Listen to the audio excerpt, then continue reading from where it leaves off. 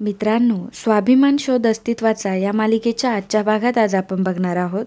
Aditi ma'am म्हणतात की मला शांतनूचं म्हणणं पटतंय. आपली पल्लवी जिवंत आहे आणि सुखरूप आहे. ती नक्कीच परत येईल. विनायक म्हणतो की ठीक आहे, मग निघूयात आपण. आणि मग विभावरी, मेघना आणि प्रदीप शांतनूला घेऊन जातात. तर विनायक मागे आदिती मॅमला म्हणतो की काकू, तुमच्या मनाची परिस्थिती समजू शकतो मी.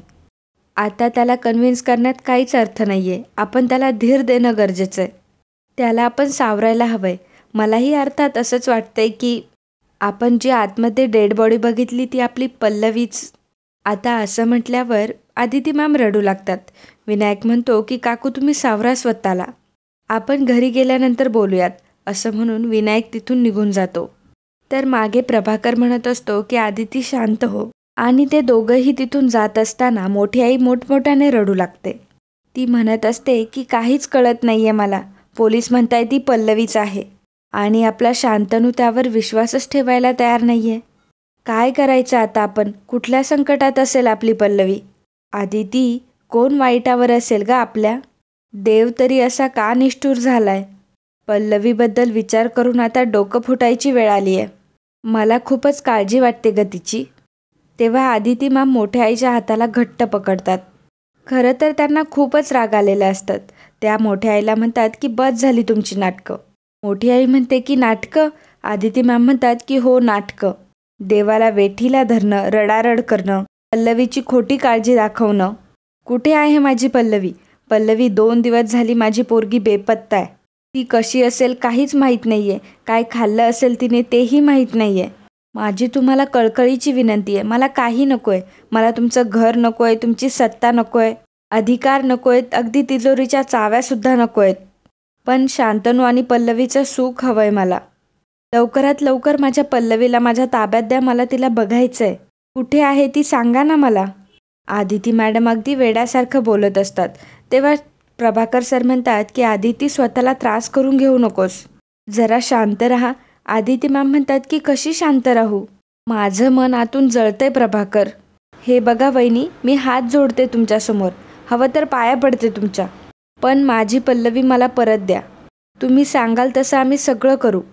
हे घरसुद्धा सोडून जाऊ आम्ही. तुम्ही म्हणाल तिथे सह्या करते. पण फक्त माझी पल्लवी मला परत द्या. मी कुठल्याच गोष्टीत तुम्हाला आडवी येणार नाही. आदिती मॅम अगदी गयावया करत असतात. हात जोडून विनंती करत असतात. आणि मग प्रभाकर सर तिला समजावत असतात. हे सगळं बघितल्यावर मोठ्या काकांना राग येतो.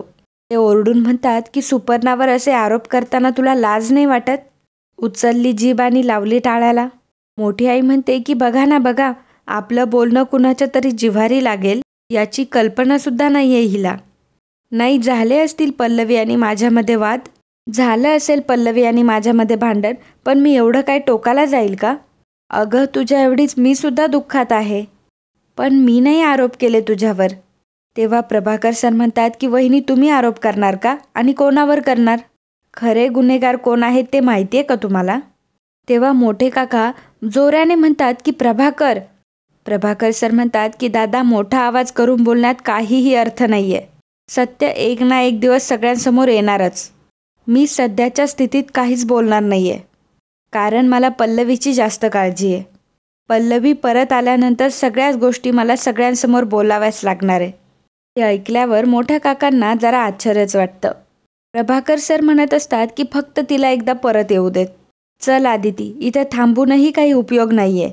दगडावर डोकं आपटून आपलंच डोकं फुटणार आहे. चल तू घरी, आपण घरी जाऊयात. आपल्या शांतनूला आपल्या आधाराची गरज आहे. आणि मग प्रभाकर सर आदिती मॅमला घेऊन तिथून निघून जातात. मागे मोठे काका आणि मोठी आई एकमेकांकडे बघत असतात. कारण प्रभाकर सरांनी त्या दोघांना चांगलंच सुनावलेलं असतं. तर इकडे घरी सर्वजण खूप अस्वस्थ असतात. कोणाला काहीच सुचत नसतं. शांतनू मात्र एकटाच उभा असतो. तो मनाशी म्हणत असतो की नाही नाही, ती पल्लवी असूच शकत नाही. माझी पल्लवी नक्की परत येणार आहे. पण मग त्या वस्तू तर पल्लवीच्याच होत्या. त्या तिथे कशा? काहीच समजत नाही आहे मला. तो खूप अस्वस्थ झालेला असतो आणि बेचैन झालेला असतो. मग विभावरी त्याला पाणी देऊ लागते, परंतु त्याचं लक्ष नसतं. तो पाणीही घेत नाही. तेवढ्यातच प्रभाकर सर आणि आदिती मॅम तिथे येतात. आदिती मॅमला पल्लवीसोबत घालवलेले सर्व क्षण आठवत असतात. उंबरठा ओलांडल्यानंतर पल्लवीने त्यांचं कसं स्वागत केलेलं असतं हा क्षण त्यांना आठवत असतो. प्रभाकर सर आदिती मॅमला समजावत असतात, परंतु आदिती मॅम रडायचं काही थांबत नसतात. त्या म्हणत असतात की प्रभाकर, पल्लवीमुळे मी या घरात आले. आता तीच इथे नाही म्हटल्यावर मी नाही आतमध्ये येऊ शकत.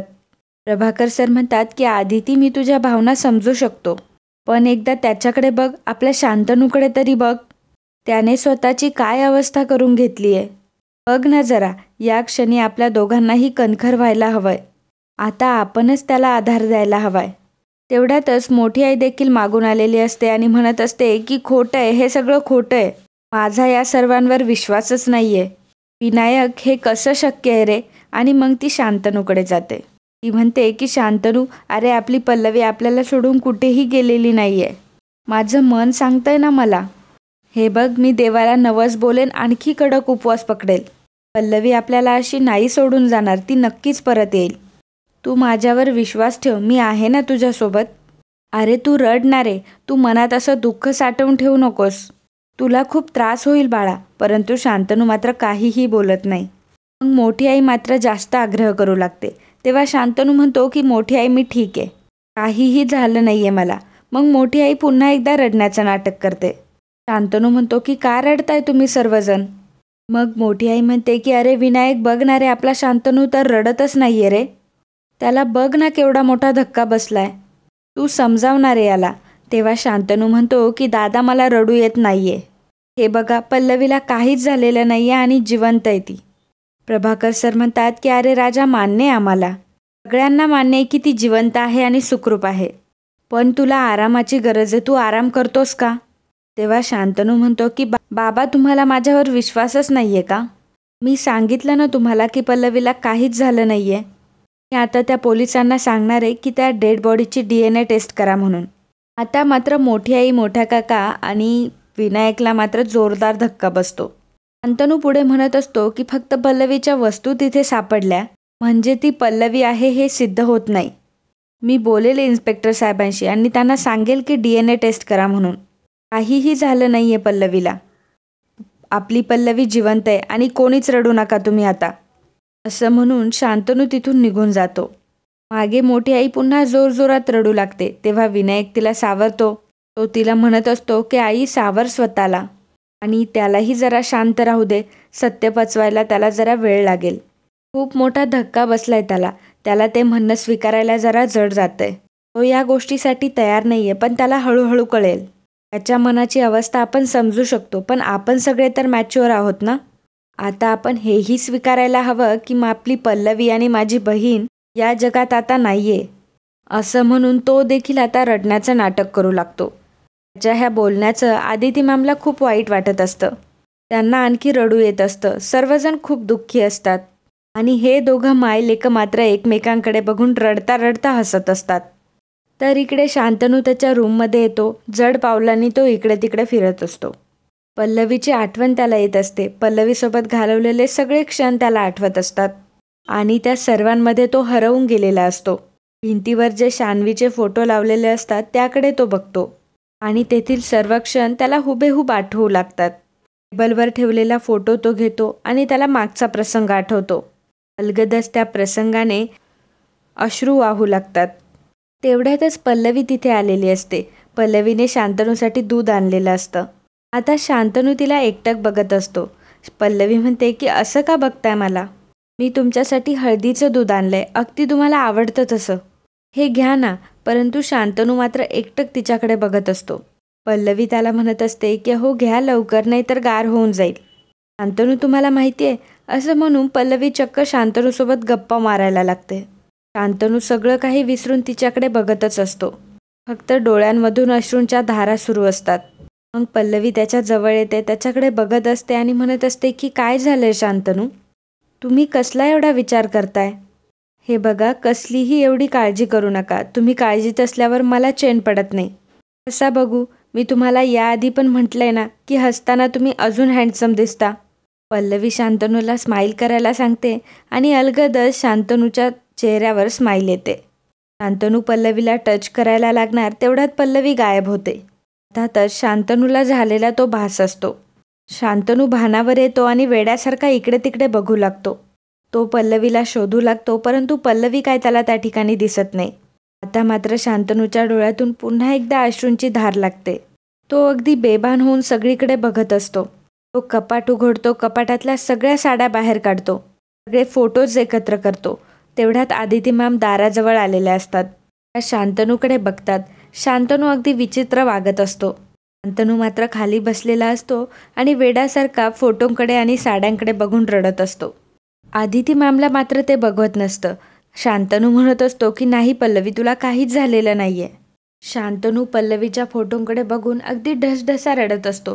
तो म्हणत असतो की किती कौतुकाने तू ह्या फ्रेम बनवून आणल्या होत्या. प्लीज लवकर ये पल्लवी, प्लीज लवकर ये. आणि असं म्हणून आदिती मॅमला देखील रडू आवरत नाही. त्या अगदी मोठमोठ्याने रडू लागतात. मग शांतनूची नजर त्यांच्यावर पडते. शांतनू त्यांच्या जवळ जातो आणि म्हणतो की काय झालंय तुम्हाला, का रडताय तुम्ही? हे बघा, अजिबात रडायचं नाही. पल्लवीला काहीही झालं नाहीये. माझा पूर्ण विश्वास आहे की ती नक्की परत येईल. तुम्ही अजिबात रडू नका. शांतनू स्वतः मात्र रडत असतो, परंतु तो आदिती मॅमला म्हणत असतो की तुम्ही रडू नका. तरीही आदिती मॅम रडत असतात आणि मग शांतनू त्यांना जवळ घेतो आणि दोघंही मायलेकं अगदी ढसाढसा रडत असतात. मित्रांनो, आजचा हा भाग इथेच संपतो. पुढील भागात आपल्याला पाहायला मिळणार आहे हॉलमध्ये पल्लवीचा फोटो ठेवलेला असतो. सगळी माणसं तिथं उपस्थित असतात आणि मोठे काका पल्लवीच्या फोटोला हार घालत असतात. तेव्हा शांतनू तिथे येतो आणि तो हार भिरकावून देतो. तो म्हणतो की नाही मोठे काका, पल्लवीच्या फोटोला हार नाही घालायचा. शांतनूने भिरकावलेला तो हार पल्लवीने झेललेला असतो.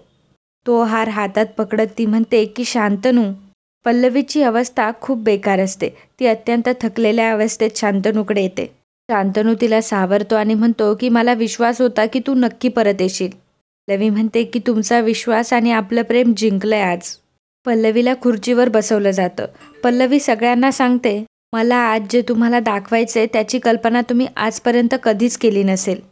आता मात्र मोठी आई आणि मोठ्या काका यांना चांगलाच धक्का बसतो.